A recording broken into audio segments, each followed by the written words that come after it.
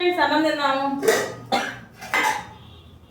ఇదిగోండి వేడి వేడి అన్నంలో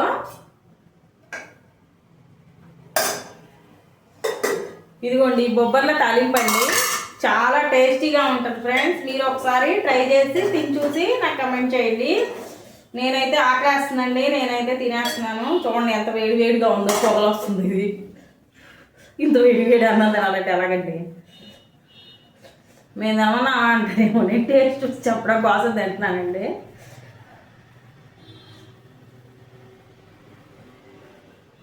చాలా మందికి అండి వీడియో కోసం చేస్తున్నారేమో వీళ్ళు కర్రీస్ అని ఒకటి వస్తుంది.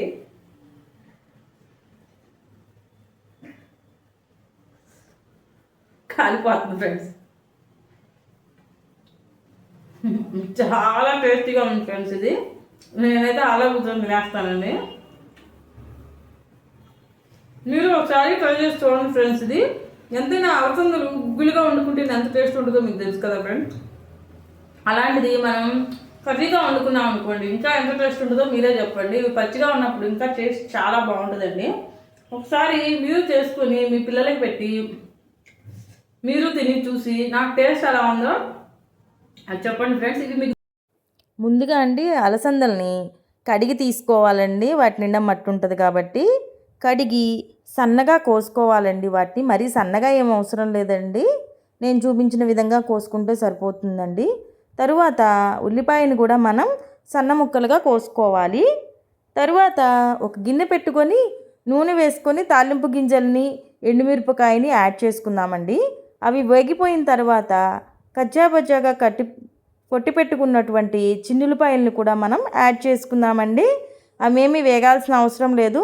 తరువాత పెద్దలపాయను కూడా మనం యాడ్ చేసుకుందామండి. కొంచెం కరివేపాకును కూడా యాడ్ చేసుకుందాము. అన్నీ కలిపి వేయించుకుంటే సరిపోతుందండి. చూసారా, అవి కొంచెం మగ్గిపోయిన తర్వాత మనం ముందుగా కట్ చేసి పెట్టుకున్నటువంటి బొబ్బర్లను కూడా యాడ్ చేసుకుందామండి. ఇది చాలా టేస్టీ రెసిపీ అండి, చాలా ఈజీగా చేసుకోవచ్చు. టేస్ట్ మాత్రం చాలా బాగుంటుందండి. పిల్లలైతే చాలా ఇష్టపడతారండి, ఎందుకంటే వాళ్ళకి మనం గుగ్గుళ్ళుగా పెట్టినప్పుడే చాలా ఇష్టంగా తింటారండి వీటిని, అలసంద గుగ్గుళ్ళని.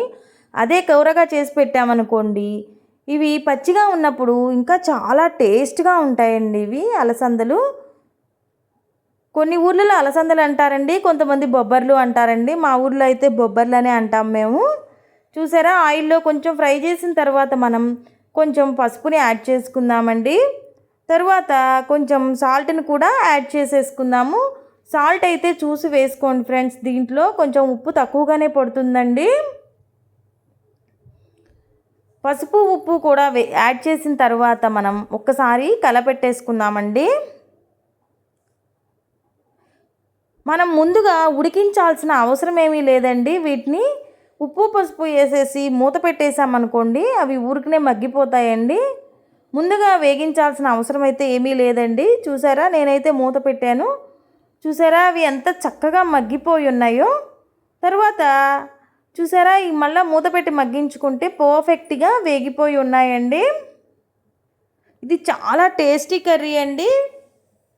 తరువాత కొంచెం కొబ్బరిని సన్నగా తరిగి తీసుకుందామండి. పొడిలాగా ఏం అవసరం లేదండి. కొబ్బరి అయితే కొంచెం ఎక్కువగా వేసుకోండి, టేస్ట్ చాలా బాగుంటుంది. ఇది అన్నంలో కూరగాను తినచ్చండి, లేకపోతే సైడ్ డిష్గాను వాడుకోవచ్చండి. పప్పుచారులు అవి చేసినప్పుడు చాలా టేస్టీ రెసిపీ అండి ఇది. చూసారా, కూరకి సరిపడినంత కారాన్ని కూడా నేను యాడ్ చేసుకున్నాను. సాల్ట్ అయితే యాడ్ చేయాల్సిన అవసరం లేదండి, సరిపోయింది.